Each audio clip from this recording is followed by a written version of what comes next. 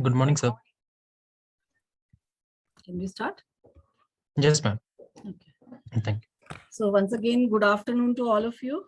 I welcome you to this next webinar for this, which is organized by Skill Council for Green Jobs as a part of the initiative by Government of India for Azadi ka Amrit Mahotsav. This is a commemoration we are doing for celebrating 75 years of independence. And the more I read about it, the more I want to tell that, of course, this Azadi ka Amrit Mahotsav is dedicated to people of India who have been instrumental in bringing India so far in the journey, but also to the people of India for propelling it towards the future vision of Atmanirbhar Bharat. So these are very strong words, but I feel there is a strong commitment in carrying out these activities. And we in Skill Council, we have organized webinars, we have organized series of talks. For this, we started in September, and today we are very proud to, as Dr. Saxena has shared, that we are very proud to say that we have completing 50 such talks on various sectors, various areas in renewable energy, waste sectors. We have even tried to cover the emissions, the net zero emissions, of course, sustainable development, water management. And today we have a very innovative area, or it is a pushing area, hydrogen energy. So hydrogen, we all know, is a clean fuel. It is an energy carrier, and it can be substituted, or it can really give us a solution to the many problems conventional fuels are facing. It is an abundant element, and of course, it can be produced from various primary and secondary sources, can be used for a wide range of applications. So in fact, they say that if you use hydrogen at any point of use, you will be reducing the emissions. And if you use green hydrogen, you can decarbonize the entire value chain. Just before we go to our eminent speaker, I want to share that in 1997, I had gone as a part from MNRE. I had represented for the International Conference on Hydrogen in Istanbul. And there two things had come out, that hydrogen is the cleanest fuel. As you go towards hydrogen, you reduce the carbon. So carbon is polluting and hydrogen is the cleanest fuel. And another thing I want to see, if you read the proceedings, you will find one sentence that we have evolved from the horse and we are evolving towards hydrogen, which is the cleanest fuel. So this is the spirit with which we are all moving towards adopting this hydrogen as a clean fuel. And today we have a very learned, a very eminent speaker who will give us a lot of insight. And I assume that there will be a lot of discussions on how we can promote this as a clean fuel for transportation. So Dr. Jayakrishnan, I welcome you. And I'm really keen to discuss with you more and more about the areas. As I was telling you that from MNRE, I had been involved in a lot of projects in hydrogen. And it will be great to know from you what is the current status and how we can now take it forward. So I request Mr. Ankur to kindly introduce the speaker, and then we can begin the talk. Thank you very much, and welcome once again to everyone. Thank you. Thank you, Dr. Praveen.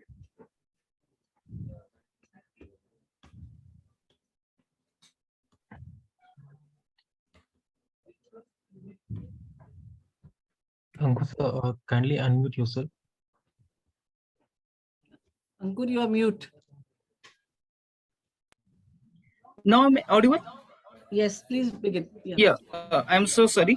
Thank you, madam. I take pride in introducing a very eminent and distinguished speaker, Mr. Jayakrishnan, with us, who will share his valuable knowledge and experience in potential of hydrogen as a clean fuel for transportation in today's perspective. Dr. Jayakrishnan has an experience of 12 years in the field of research and development and project management. He also holds MTech degree in Energy and Environment Management from IIT Delhi and BTech in Automobile Engineering from University of Kerala.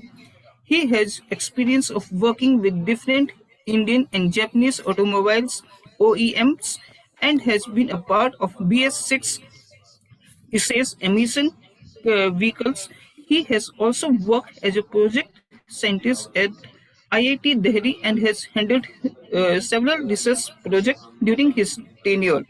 His research topic includes development of low-emission vehicles for transportation with a focus on hydrogen, biofuels, etc.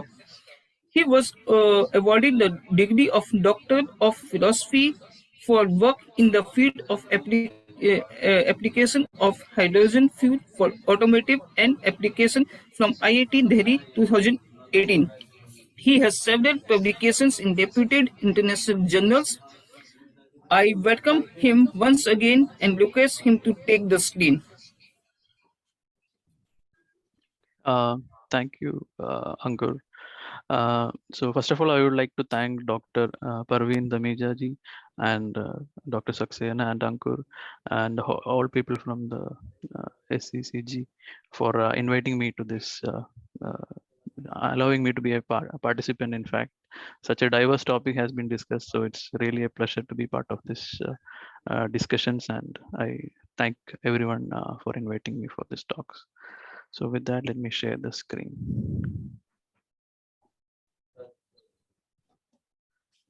I hope the screen is visible to everyone now. Yes, sir. Okay.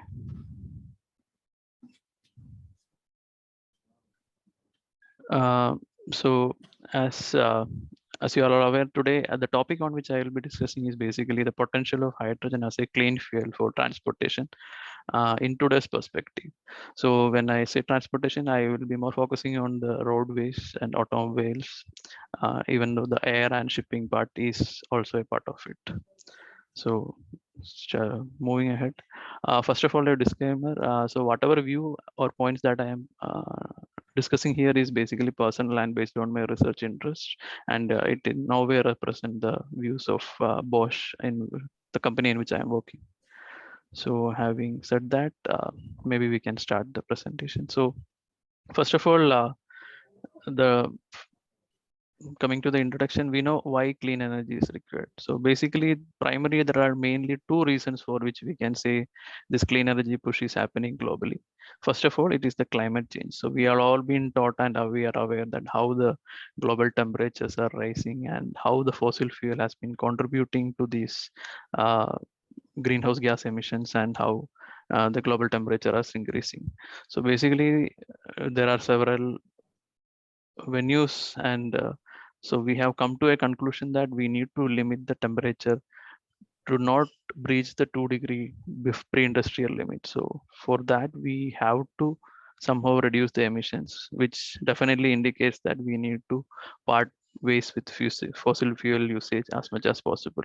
So there are various governments across the globe which has pushed for this, and there are a lot of commitments where the global emissions are gradually cut down, and we'll be reaching a stage where major developed countries are pushing for a net zero emission by 2050, and India is no anyway far behind. We have been aggressively pushing, and a lot of activities are going in this area, and India aims to achieve this net zero carbon emission by 2070. So considering sustainable growth and to keep the adverse impact on climate with our growth, we have to achieve this. And second, and the major point is the energy security. As you are all aware, India, we are importing 85% of our energy. We are heavily dependent upon the fossil fuel, and we know this puts a lot of stress on our foreign reserve, as well as you can see right now what is happening in Europe. We have a war, and the European countries have realized how much they are dependent on a country, Russia, for their fuel, and this has led the fuel prices soaring. So basically, so energy security is an important aspect. So this war has, in fact, I would say, no war is good, but the output of this is could enhance the, or the rather aggressively pace the usage of clean energy and venturing into new possibilities. So that is what one good output what I see of this war. Secondly, when we come to a renewable source, what are renewable sources? So renewable sources of energy are those which we can get naturally and which can be replenished naturally. So if you take example, solar is solar, wind, biomass, geothermal, hydropower, all these are renewable energy. So these are basically available with the nature and uh, can be replenished automatically. So now coming to hydrogen. So hydrogen, as Dr. Praveen Saxena already gave us an introduction, where it's one of the most simplest but most abundant element. Only thing is, it is not available in an independent form. It is always available in combination with other elements. So we need to provide some energy to extract this hydrogen. And hydrogen is not a source of energy, but rather an energy carrier. So this can be produced from many of uh, sources which we discussed, solar, wind, bio. So all these, from this part we can generate hydrogen and it can act as an energy carrier. And coming to hydrogen, there is another aspect of hydrogen, which is basically the classification. So we have different forms of hydrogen, which many of us might be aware. Still, I would like to touch upon it. So one is black hydrogen. Basically, black hydrogen is nothing but which is completely produced from fossil fuel without any carbon sequestration or the carbon emission, which is there from during the production of this hydrogen is not captured in any way, and it is let go into the atmosphere. So it's not a clean energy, clearly. So second one is blue hydrogen, where what happens, still we are depending upon fossil fuel for production of this hydrogen. It may be a steam methane reforming process from natural gas, or it may be from coal, but the carbon dioxide which is produced by this method is captured and utilized and sequestrated. So it is not let liberated into the atmosphere. And the most important term is basically the green hydrogen, which is our ultimate goal, where we should be able to produce hydrogen from renewable sources. So this can be splitting of water using electrolysis. So the electricity required for that electrolysis should come from a green source, like powered by a solar photovoltaic energy, or it can be an electricity which is produced from the wind energy. So the green hydrogen is what the world is looking for and uh, expecting to resolve some of the to be part of the energy group that will solve the global energy demand and help sustainable growth. Now, as I discussed today, my topic will be focusing on this application of hydrogen in transport sector. So we are aware right now we are using a different forms of vehicle for transportation. On road, we are using vehicles which are run by gasoline, diesel, CNG, different forms of energy. But all these are fossil fuel based, where carbon emission is there. So what hydrogen could bring is, we have a fuel which is carbon free. So basically hydrogen, when combusted or used in any way, it will not result in liberation of any form of carbon based emissions. So that would mean that only water vapor or some associated which we will discuss later will come. So when we are using hydrogen for transportation, we have two routes in which mainly the hydrogen can be applied. First one is basically internal combustion engine routes, and the second one is the fuel cell route. So when I say internal combustion engine route, this is the most common technology which we all have come across in our daily life. So all our cars are mostly driven by the engines. There are electric cars, fuel cell cars available, but mostly still the dominant one is from IC engine. So in IC engine, what happens is we will have a combustion chamber like what I have shown here. So it will have an intake and an exhaust side. So the air from the atmosphere and a fuel. So in a hydrogen case, it will be the hydrogen fuel. So the air and the fuel is mixed and combusted in the engine. The output is this chemical energy we are converting into a mechanical energy. So in an IC engine, there will be a certain pistons which will be converting this chemical energy that is released by combustion of this fuel into a mechanical energy, which will be used to drive our vehicles. So basically combustion of hydrogen is happening in the IC engine route. Now the second option, like I mentioned, is the fuel cell route. So what is happens in a fuel cell vehicle is, so we have a hydrogen storage. So such hydrogen storage will be common for a IC engine and a fuel cell. And this hydrogen stored will be supplied to a fuel cell stack. So a fuel cell unit, what happens? The hydrogen is supplied to the anode, where this membrane will separate uh, proton and electron, and externally this electron will be circulated. So basically flow of electron is electricity, as we are all aware. So this electricity which is generated in the fuel cell stack, we are supplying it to the electric motors which will be driving the vehicle. And there will be some cooling system to keep the fuel cell stack at optimum operating condition. So cooling system is there. So in a fuel cell, we have an electric motor, which is basically driven by the electricity which is produced by the fuel cell stack. So this is the basic two application or two ways in which hydrogen can be applied for transportation or automotive application. Now going further, here we can see this is basically we can see the further difference of a hydrogen based IC engine and a hydrogen based fuel cell.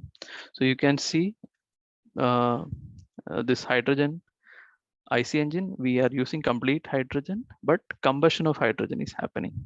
But in a fuel cell, there is no combustion. It is completely electrochemical reaction that is providing the electricity. So like I mentioned, there's a spark ignition or the ignition configuration is there, which will leads to the combustion of this in an IC engine. And in fuel cell, we have an electric motor, which is basically powered from the energy from a fuel cell.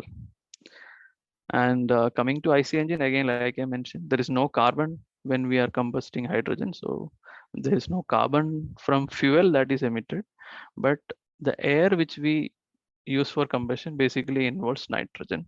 So this nitrogen tend to form oxides of nitrogen at higher temperature during the combustion, and we have an element of NOx emission from these hydrogen engines. So depending upon the operation mode, this NOx emission can vary from few ppm to considerable amount of ppm. So and there will be some lube oil burning which will lead to traces of carbon emission. But compared to an IC engine, there's literally we can say there is hardly any carbon based emission. But NOx emissions are concerned, but depending upon the operation, that is also very minimal compared to a regular conventional fuel operation. And when it comes to fuel cell, this is basically a zero emission process because there is no combustion. So the electrochemical reaction happens. So basically the heat, the electricity, and water is what we will get out of it. So in a combustion engine also water is there, but along with that, there is one component which we don't prefer, which is NOx emissions. Then the combustion engine, if you take it, tend to be more efficient when they are operating at a very high load. So this means using a hydrogen engine for requirement where high load application is there. For example, the commercial trucks, which will be always loaded and they'll be operating at higher loads. For them, it makes actually sense to use an internal combustion engine where the efficiency of internal combustion is much better.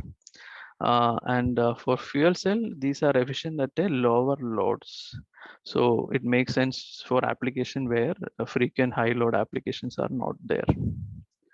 Then coming to further, like I mentioned, it's a combustion process that is happening in a hydrogen engine. So there tend to be certain losses. So the major losses are from the coolant to keep the temperature within limits. Some 33% roughly energy is lost into the coolant.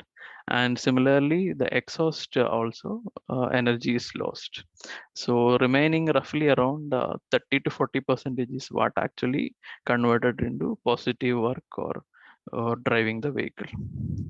And when it comes to fuel cell, we have coolant losses. Like we have seen in the picture, we have these thermal cooling systems which are there to maintain the fuel cell at a certain operating temperature.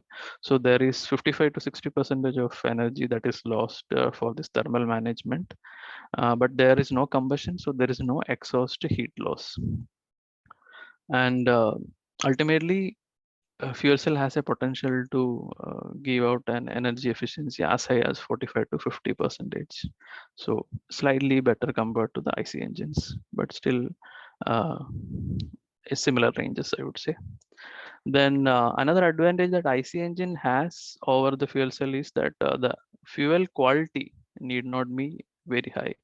It can operate even at a 99% pure hydrogen. But when it comes to fuel cell, the fuel quality is very important because the separation and membranes, etc., will get affected if the quality of hydrogen is not good. So typically 99.99% pure hydrogen is required for fuel cell operation.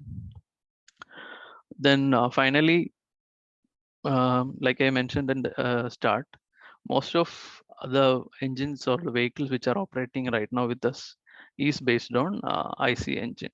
So switching to a IC engine technology, one thing is retrofitting is definitely possible. We can upgrade this engine, not a straight application, but with some effort, it is possible. And these engines have been around, so we know the service centers and other familiar parts and technology. So this would be more familiar for the masses. But when it comes to fuel cell, as we know, this is a new technology which is not much in the market. So, but still, this is also a mature technology and relatively new. There are vehicles which are already, in fact, on road. For example, the Hyundai Mirai vehicle, which is a fuel cell vehicle, and our so this is also a option that is available. Now, going further, so in this slide, what I would like to highlight is the technology maturity. So we will focus on this transportation segment. So if you can see, there is a distinction between a light duty road application, heavy duty road application, shipping, and other applications. So when you see in a light duty road application, so these bands are nothing but different stages of development. So the lower part is the pink is nothing but the when there is a small prototype which is functioning right now, and this part is basically a large prototype, and this is basically a demonstration level projects, and these are which are already in the marketplace. So if you see this for light duty applications, we have hydrogen IC engine considerably advanced and almost into the demonstration phase. And for heavy duty application, you can see, like I mentioned, the hydrogen IC engines are much more preferred there because of the high load application that is frequently having. So those phases, there are a lot of projects which has gone into the demonstration phase, and the maturity is considerably higher. And when it comes to fuel cell, for both heavy duty and light duty, we have fuel cell which is already into the market. So like I mentioned, Honda, Toyota Mirai, Hyundai fuel cells vehicle, all these are high. So Toyota Mirai, if you see, they are already in market for a long time. So the passenger car segment, we are aware. So H2FC is basically hydrogen fuel cell. ICE is IC engine. So those are already in the market. And for heavy duty application also, we have, for example, Nikola, which is in Europe. So they are into providing hydrogen fuel cell based heavy truck application. So maturity wise, yes, fuel cells are already in market compared to hydrogen IC engines. But technology wise, hydrogen IC engines are also matured and into a demonstration phase. Then another aspect of a hydrogen economy would be hydrogen refueling stations. So right now we do have a lot of hydrogen station. Mostly these hydrogen refueling stations are operating at a pressure of around 350 bar, and these are already in the market. And in India also we have hydrogen stations in facility like IOCL Faridabad. So so technology advancement wise, these refueling facilities are also in an advanced stage. Now going into the application of hydrogen and in an Indian context, uh, Dr. Praveen Saxena and she has been part of the ministry, and she said in 97 itself she has been to this hydrogen conference where the potential was really appreciated. So Ministry of Renewable Energy has always been supporting hydrogen related development activities in India. In fact, from a long time, in fact, from the 70s, this hydrogen specific projects have been supported by the ministry. And we had a major influence during the National Hydrogen Energy Roadmap, which was initiated in 2003 and later passed in 2006, where we had a very high appreciation of hydrogen, and there was plans for having more than 1 million vehicle on road with hydrogen, but that it was way ahead of the time. But right now the time seems to be more appropriate for these technologies to come forward and come into the mainstreams. And India also has advanced considerably in with the help of this project, showing the applicability. Then there are safety codes and standards which are also specifically developed for hydrogen by government. So policy wise, there has been a lot of development that has been going into this stream for a long time. And as you are aware, in last Independence Day speech, Modi has stressed on our Prime Minister Modi has stressed on the National Hydrogen Mission. So where the focus was on self-reliance, clean energy, and green jobs. So in this, definitely hydrogen is one of the major stakeholder. Now, I would like to take you into some of the. I believe I have a question from one of the viewer. Do you have any question, Mr. Vijay? Hands have been raised, so we can take the questions at the end of it, or you would like to? Yeah, I am okay either way. So Rohit, ma'am, I already give the permission. Yeah, Mr. so Vijay sir is in mute. Mr. Vijay, then there was some number. Yeah. So whosoever wants to ask a question, please, you can go ahead.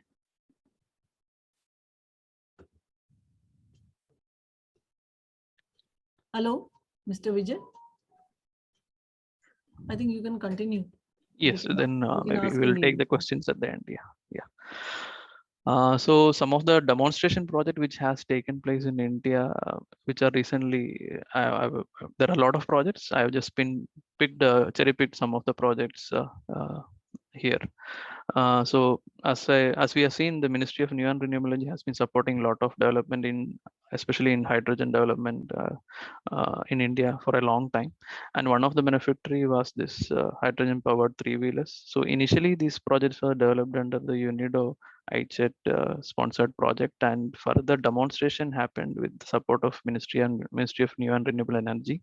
So here IIT Delhi and Mahindra has collaborated in developing these vehicles. So these are biofuel vehicles. So when I say biofuel, it can operate in pure petrol as well as in hydrogen. So these vehicles were able to give a mileage of around 65 kilometers with 1 kg of hydrogen. And we have a hydrogen dispensing station in Pragati Maidan in ITPO. So the vehicles these vehicles were available for the public to have a ride, basically from the ITPO gate to the conference or the event venues. This vehicle used to ply, and the intention was to make the public aware of the potential of hydrogen, because when we hear of hydrogen, there is a fear associated with hydrogen bomb. We tend to relate with things like that. So to avoid and to make the public aware of the potential and how safe these vehicles were driven, and I believe a lot of enthusiasm was there when people come to know they were actually traveling in a hydrogen fueled vehicle. So such projects government has appreciated and took forward so that the public is aware of this advanced technology which is coming. Then another project of importance was development of this hydrogen mini buses. So this was a 2.5 liter 4-cylinder engine that was developed. This completely operates on pure hydrogen, and it had almost completed 1 lakh kilometers of on-road trials with the help of IOCL Faridabad. And this also was one of the major projects sponsored by Ministry of New and Renewable Energy and developed by IIT Delhi and Mahindra. Similarly, there were other projects where Mahindra along with the CM and MNRE has developed certain vehicles. One was a Bolero vehicle which was in hydrogen CNG. So till now we were discussing about hydrogen application. So we are discussing about hydrogen in purest form, that is complete hydrogen.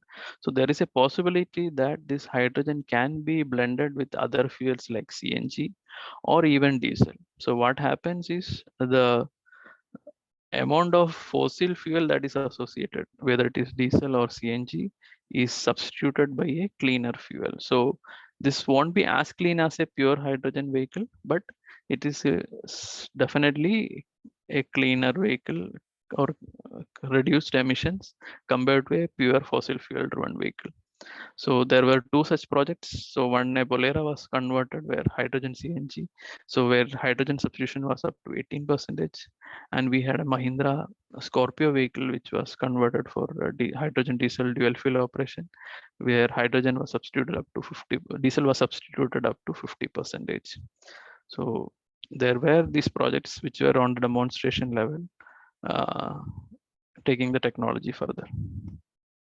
Then the second route what we discussed was all the above projects are based on the IC engine, but these projects you can see these are fuel cell vehicles. So Tata, there are multiple fuel cell vehicles which are developed with the help of sponsored by Ministry of New and Renewable Energy, and IAC also was involved. So these are hydrogen fueled full-fledged buses which were also undergoing the demonstrations. Similarly, KPIT and CSIR, they had developed a hydrogen fueled hydrogen fuel cell fueled passenger car also earlier. Now going further, so basically the idea what I wanted to give with these representations are that India is not new to hydrogen technology. It has been always there, and with the help of government agencies, we were able to push these technologies forward and show to the masses that such technologies exist, and we are also capable of taking it forward to demonstration levels. Then the challenges which are there with respect to the adaptation of hydrogen, we can see that there are a lot of talks regarding the safety because of the stigma associated with hydrogen. Then there is another challenge regarding the production, because all we want is a green hydrogen, because that only serves the purpose. Then cost of these technologies, cost of hydrogen, policy and regulatory changes, storage, transport, and dispensation of hydrogen. All these challenges exist. So by all these demonstration project, what government of India has tried is to provide that or to disperse the safety concerns which are associated with hydrogen fuel. So when a demonstration project is going on, it tend to show to the public that this how safe and how viable these fuels are. So that safety concerns, I would say, to a greater extent has been accepted by the whole world. There are a lot of projects which are in demonstration and even marketplace which are run by hydrogen. So that is always clear. And regarding production technology, mostly right now all of this hydrogen that is available in the market is either blue or black hydrogen, basically, because they are still produced from fossil fuel. But there are an uptick in the electrolysis process of water where hydrogen is generated, and the cost of it is also coming down. So maybe I will touch upon these points which are in red, which are Hello. basically. Hello, Yes, Mr. Rahul. Mr. Rahul, do you want to ask a question or will you ask in the end? His voice is. Ma'am, I think it is done by a mistake. So if you may Please continue. continue. Please continue. Okay, yeah. Then going further, yeah. So regarding cost of hydrogen technology, so any technology, when we apply it in a mass scale, the cost of technology comes down. So the better way is seeing the projects which are already running or in pipeline. So we know that recently there is a fleet of hydrogen powered fuel cell trains which are operated in Germany. So all these things tend to towards a showcasing that the technology has matured and it is able to provide market solutions. So all these things definitely provide cost effectiveness because the volume provide the cost effectiveness. Then there are more than 100 demonstration projects which are going on globally, which even in the shipping industry, because that is also one source of pollution. So even the shipping industry, they are looking for fuel cell and IC engine which are powered by hydrogen. So those demonstration projects and feasibility projects are undergoing. Then what we can see that in the last 2 years, especially from 2020, there has been an uptick in the fuel cell, which is basically hydrogen powered fuel cell vehicle sales. So this tend to indicate wider acceptability and economic viability of these projects or these products. And there is this growth can be seen in a positive way. So right now in hydrogen technology, we can see South Korea, Japan, North Korea, North America, countries which are currently leading the way. We have multiple projects demonstration in fuel cell as well as IC engine which is running. In Japan, we know that Toyota has recently used a hydrogen fuel IC engine for racing. So the technology wise, the demonstrations are going on globally. And there are retrofitting, like I discussed earlier, for mining trucks and other application where hydrogen fuel cell or IC engines are being considered. So what I want to convey is that all these projects which are going on is basically leading to an adaptation in a mass scale, and hence the cost of technology is going to definitely going to come down. Then like I mentioned, hydrogen, one of the another factor is availability of hydrogen at a reasonable price. So what happens is one of the initial cost or the capacity capex cost is what one of the major costs is that going into all these projects, and we can see this is based on some content which is available. What we can see right now, the capex cost for a green hydrogen production is considerably high. What the projections are saying is going into the future, these capex costs are going to be considerably reduced. So this one reason is this is one of the reason for currently one of the factors which are contributing this hydrogen adaptation. Second one is basically we know that the electricity cost or the per unit cost from a solar powered PV photovoltaic cells has been dropping enormously in the last couple of years. So such factors are definitely impacting the overall cost of technology and cost of hydrogen. And thirdly, these hydrogen which are available right now, there is a lot of takers for it. So even with the large scale, the capacity utilization was earlier a concern. Right now, the potential of this utilization is very high and very positive. So reduce capex cost, overall reduction in cost of energy from renewable, and available capacity utilization. These are the factors which are right now driving this cost of technology. reduction in cost of technology. So this is something which we have come across last year, where we can see Reliance had during one of their conference, they have said that the green hydrogen cost is going to come down to $1 per kg. So such a positive commentaries from the industry, considering the possibility, is also indicating that hydrogen technology and hydrogen fuel is going to be affordable. And coming to policy, as I said, Government of India has been ahead of time and has been supporting all these hydrogen projects over a long time.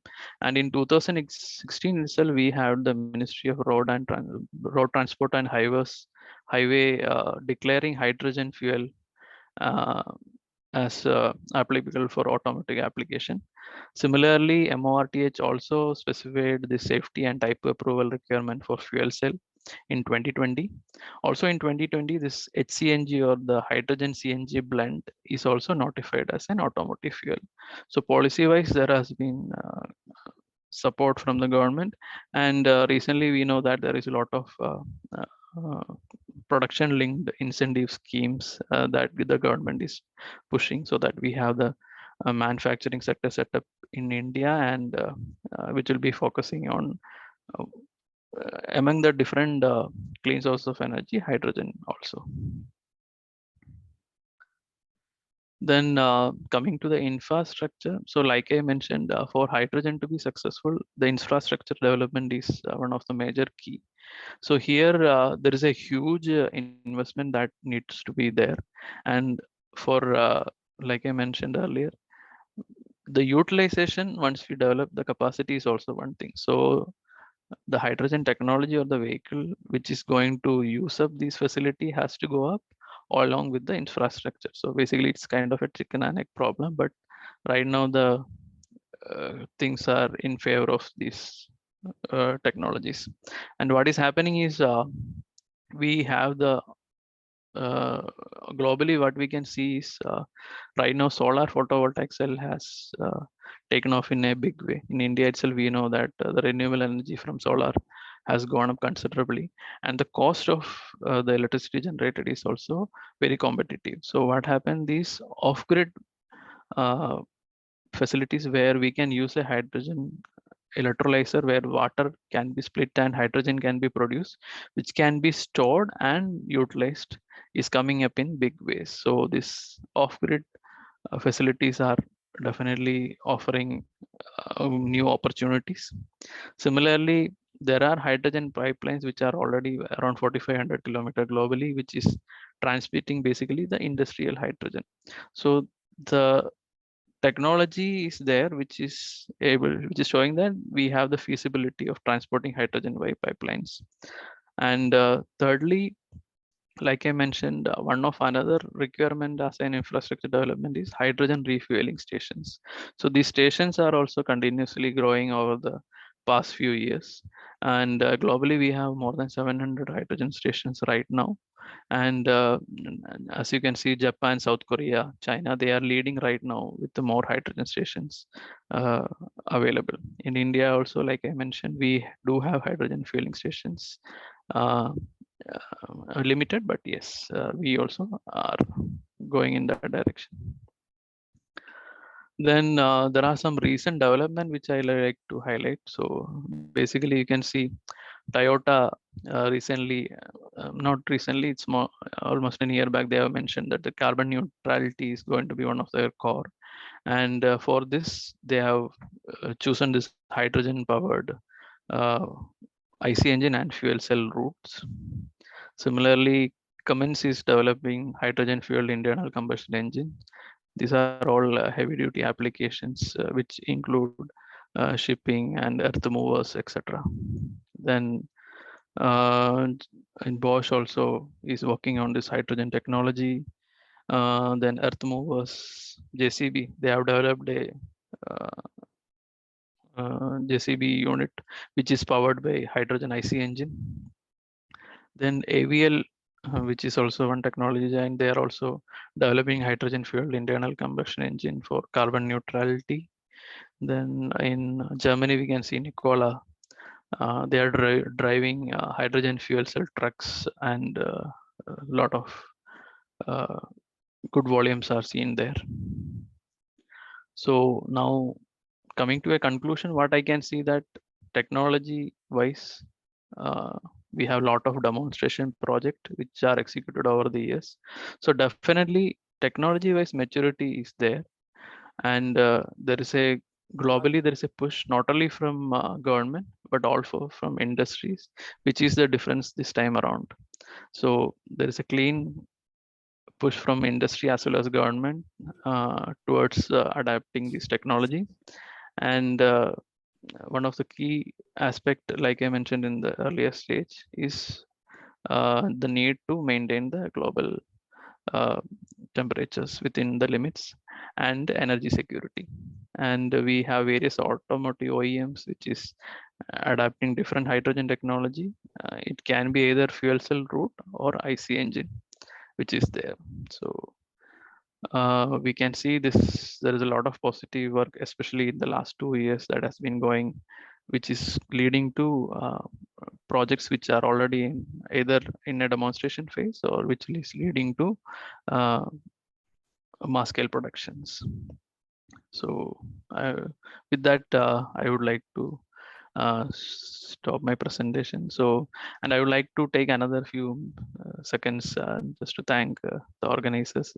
Also, I have been associated, in fact, I have been brought to this world of hydrogen through projects which were run by Ministry of New and Renewable Energy. So I'm regularly thankful for the support, and thank you for providing this opportunity to present this.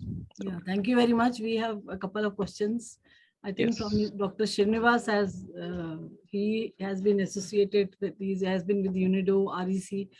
Dr. Saab, you would like to ask your questions, or can I read out the questions, Dr. Srinivas?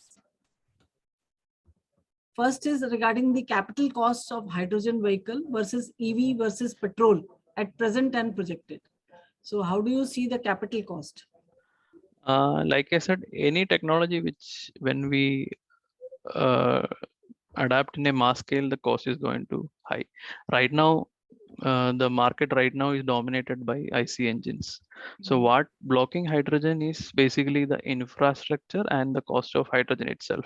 So technology wise, when we are retrofitting a hydrogen IC engine, the cost will be definitely, it will be slightly higher than what is there, but it is going to be feasible one. So right now we don't have any projects based on IC engine which are there in market, but there are a lot of development that is going in the background, and definitely they are going to bring up how does it compare with EV and petrol? Petrol you have answered. What about electric vehicle?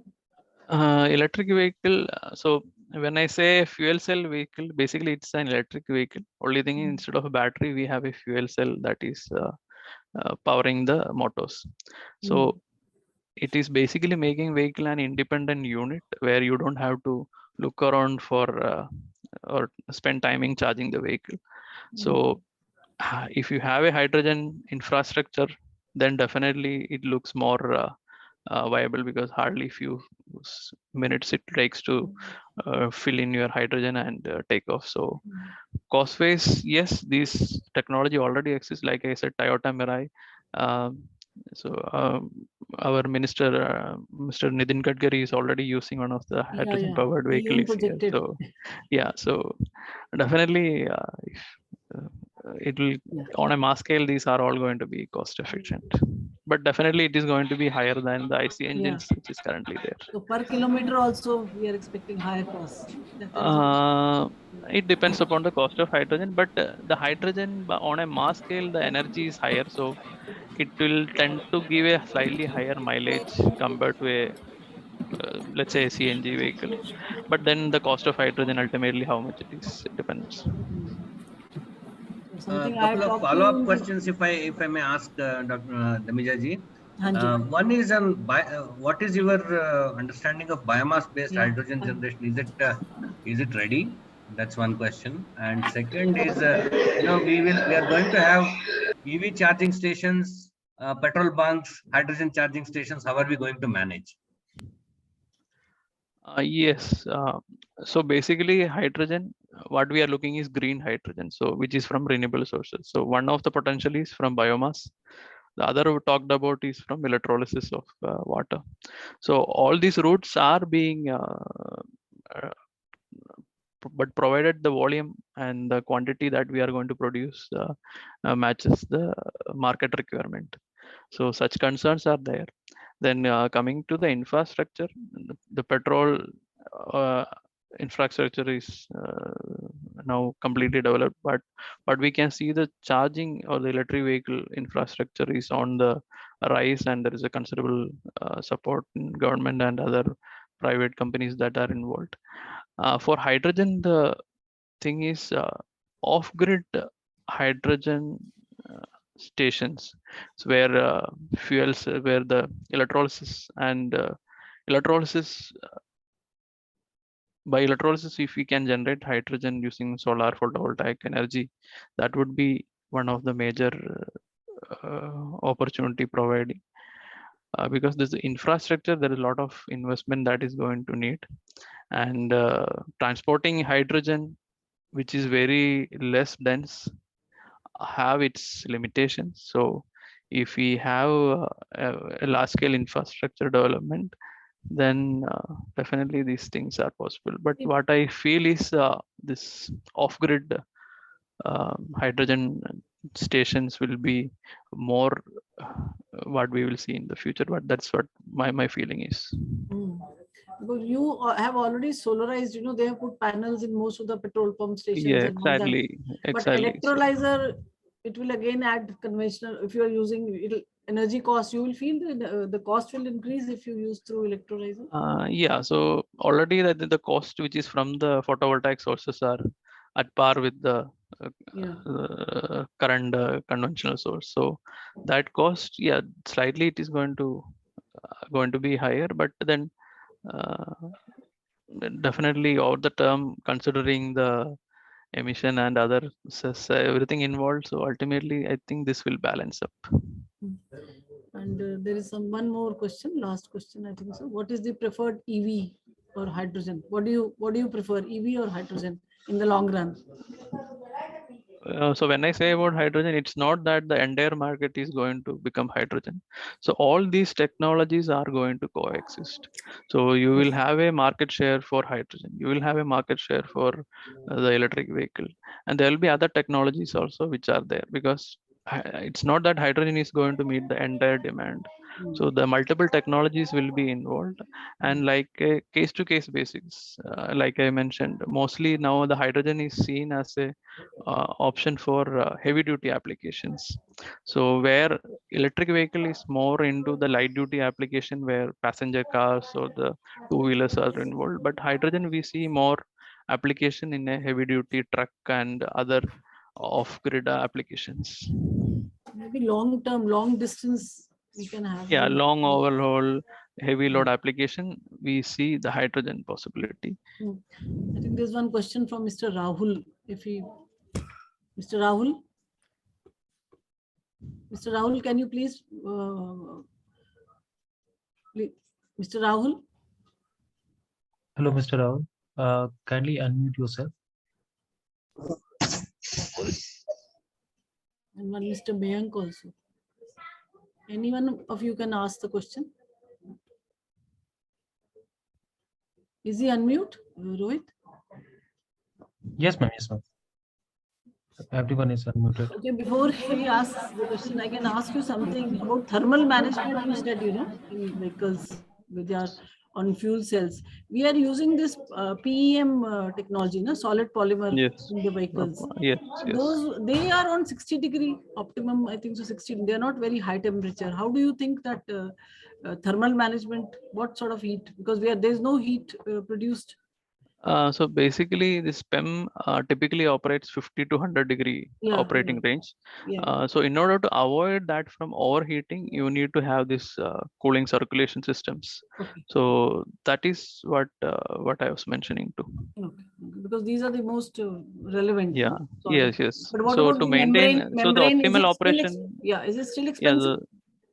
Yeah, it still has been like it's still, but consider compared to 5 years back, it's more than half of the cost is gone. So and there are you how can many see more companies? There was one DuPont who was giving this. DuPont, Ballard, so many systems are there. But yes, So going there's one forward, question. Yeah, one question on use of ammonia in place of hydrogen for transport.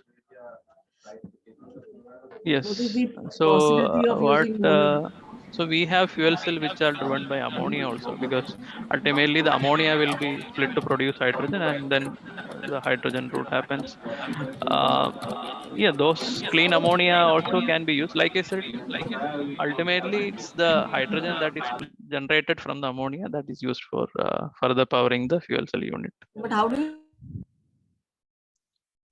store ammonia? So basically the advantage with ammonia is they are aqueous solutions.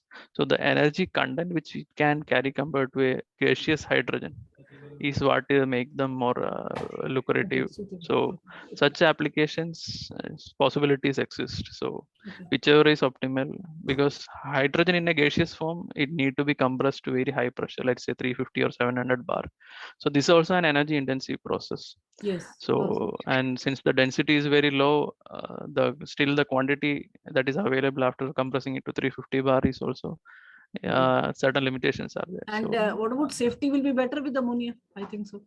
Yeah, safety, like I mentioned, all these projects which we discussed right now is demonstrated with the gaseous hydrogen. So there are adequate safety points which are already put in place. So in that way, I can completely assure that these vehicles are completely as safe as any other gasoline vehicles, because there are accidents in gasoline vehicles also. So, but they are very safe vehicles. There's one question from Mr. Santosh. He's in Pune. What is the cost of hydrogen per kg in Delhi? So right now, whatever hydrogen is there is for industrial application. So what I believe it's still, I mean, I'm not an expert in that, but when I used to work in the lab where we have these industrial cylinders coming up, so it costs anywhere between around 600 kgs at that. This was 2 years back. So I would say still it's in the 500 per kg range.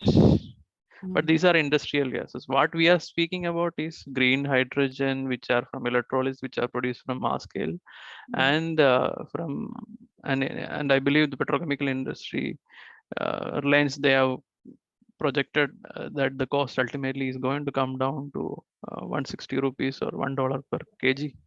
So definitely there are calculations which are gone into before providing such figures. Any projects for biomass to hydrogen? Any specific big projects? What I have been aware of, some biogas projects where biomass. They will then divert to biogas. Yes, of course. Yeah. So directly from biomass hydrogen, I am right now not aware of projects. Any more questions? If there are any more questions, or Dr. Saxena, you would like to say something?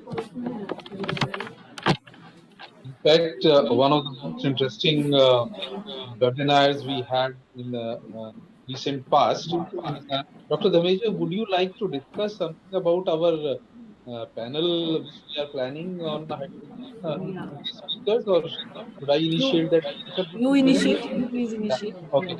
I can see that we are I want to add one thing, Dr. Saxena. There is one comment that biomass hydrogen project in Khandwa, Madhya Pradesh is under installation. So thank you very much for this information. Yes. Please see what. I just want to take a feedback from all the people who are attending this hydrogen workshop. We, as Successful Council, have completed 50 webinars in the series of Azadi Amrit Mahotsav, and we are planning that we will have a bigger session, typically on hydrogen, maybe on 4th, maybe after 2 weeks, Dr. Dhameja?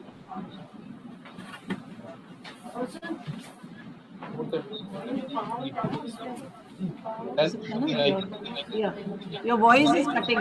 Next to next Friday. So I was inclined to ask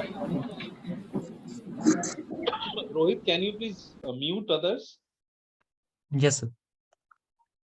So I was inclined to take a feedback from all our participants. What topic exactly you would like to discuss in a panel, maybe after 2 weeks or so, typically on hydrogen. Any suggestions on that? We were thinking that we would try to discuss the bottlenecks or the challenges being faced to take hydrogen as a automotive fuel. Any suggestions on that? And also some suggestions for the speakers or the people who would participate in the panel discussion. We will look for about 4 to 5 panelists and a moderator. Any suggestions on that from the current participants? We would be very happy to receive your suggestions on the email also. I am sure our emails would be with you. Otherwise, we'll put it on chat box. Rohit, can you please put a Dr. Dhamija's or my email in the chat box? Sure, sir. Sure. So that I would suggest, Dr. I had received, when I shared this link, I received a lot of enthusiasm from the participants today that this is a very nice topic and we would all like to join. So I can say at the moment we can think of this only, but if there are other suggestions we can consider. Yeah, Dr. Srinivasan is saying something. Sir, I was just saying biomass based hydrogen. I think IAC is doing some work. You may like to invite Dr. Dasappa. I'm sure you may already have that name in your list. One would be Dr. Dasappa. Any other suggestions on different? In fact, it would be a good idea to consider people working in the production of hydrogen from different sources. Dr. Jay, what do you say? Yes, definitely, because when I speak about automobile, yeah, ultimately the cost of hydrogen, you see, that is one of the top concerns. But nevertheless, there is one suggestion: the different methods of production and storage of hydrogen. This is from Dr. Subra Das. She's from Amity. Okay. Production and storage, like you're talking of production, storage also. That is also one of the issues. Doctor, there sometimes the technologies which look absolutely not feasible really win the race, and photovoltaic is one of the typical examples. We in our career never thought that photovoltaic would come to this stage. Then when we will say that it is cheapest, probably the source. So and probably we can have different opinions about it as to how the hydrogen is being generated and how the I mean, when we are talking of hydrogen, we are essentially discussing its application to replace petroleum for automobiles. So Jay, Dr. Jay, we will be in touch with you and maybe request you to moderate that panel discussion. It'll be really an honor, Dr. Saxena.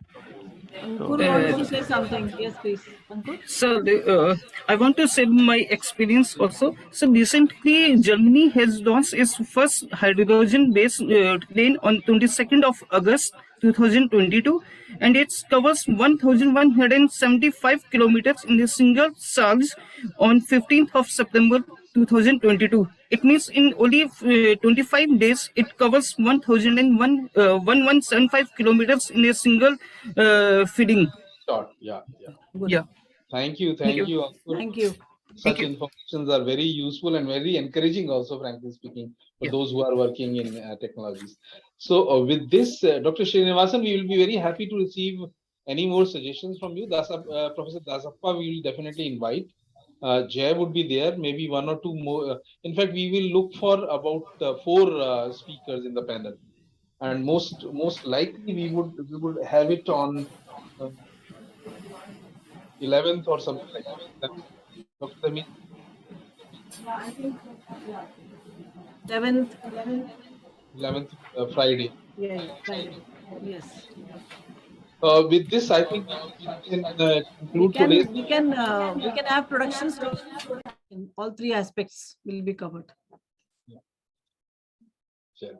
Once again, thank you very much, Dr. Jack. It was really very, very informative, and we are all looking now for the next panel discussion on hydrogen. Yeah. Thank you very much, Dr. Srinivasan. You have always been supporting us, and you are always present there. Avasti sir, I can see you are also there. Mr. Avasti, I would like to inform everybody that Mr. Avasti, who was ex-BHL, has written a book on hydrogen. It is in the final shape, and I'm sure we would be very happy as the Skill Council to utilize the information provided in. We'll be very happy to share all that with all. So once again, thanks to everybody. I will request and Dr. Jayakumar for taking out time to us, and I will request Ankur to kindly say the vote of thanks. Yeah, thank you. Respected Madam and Sir, I want to add one thing more. We have not the participants from the India also. We have the participants from the abroad also. Yes, we have the participant from the Ethiopia and the South Africa also.